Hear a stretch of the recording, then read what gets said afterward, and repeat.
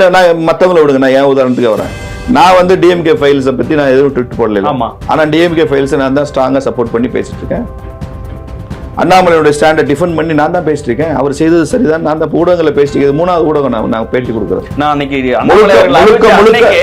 Sir உடனடியாக பேசுவார்னு நினைச்சேன். ஏன் ஒரு வாரம் டைம் எடுத்துட்டாருங்கிறது எனக்கு பெரிய ஆச்சரியமா. ஏன் நான் அதை பற்றி அப்டேட் பண்ணணும்ல, எதிர் தரப்புல என்ன விவாதங்கள் வருதுன்னு பார்க்கணும்ல, பேசணும்ல. ஒரு வாரம் எங்க இருக்கு?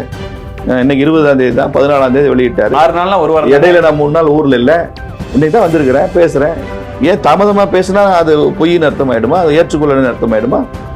திட்டமிட்டு மற்ற சீனியர் லீடர்ஸ் எல்லாம் புறக்கணிச்சாங்க நீங்க நினைக்கல? நீங்க அவங்கள பேட்டி காணுங்க, டெலிஃபோன்ல கூப்பிடுங்க. அவங்க நீங்க சொல்றவங்களை எல்லாம் பேட்டி காணுங்க, சீனியர்ஸ் எல்லாம் பேட்டி காணுங்க. இதுல எங்களுக்கு உடன்பாடு இல்லைன்னு சொன்னாங்கன்னா உடன்பாடு இல்லைன்னு போடுங்க. நீங்க எல்லாத்தையும் உடன்பாடு இல்லைன்னு சொல்ல முடியாது. சில விஷயங்கள் பேசாம தவிர்க்கிறதும் உடன்பாடு இல்லைன்னு அப்படி அவங்க சொல்லுங்க. கமிட் ஆகட்டும். நீங்க தவிர்க்கிறீங்களான்னு கேளுங்க. அதே கேள்வி என்கிட்ட கேட்கறது அங்கே கேளுங்க சார்.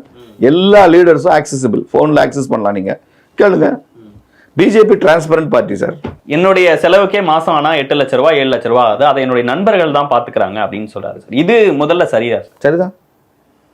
அவர் என்ன செய்யணும் நீங்க சொல்லுங்க. அவர்கிட்ட பணம் இல்லை, 8 லட்ச ரூபா அவரால் செலவழிக்க முடியாது. ஒரு மாநில தலைவராக இருக்காரு. இப்போ அவர் என்ன செய்யணும் நீங்க சொல்லுங்க.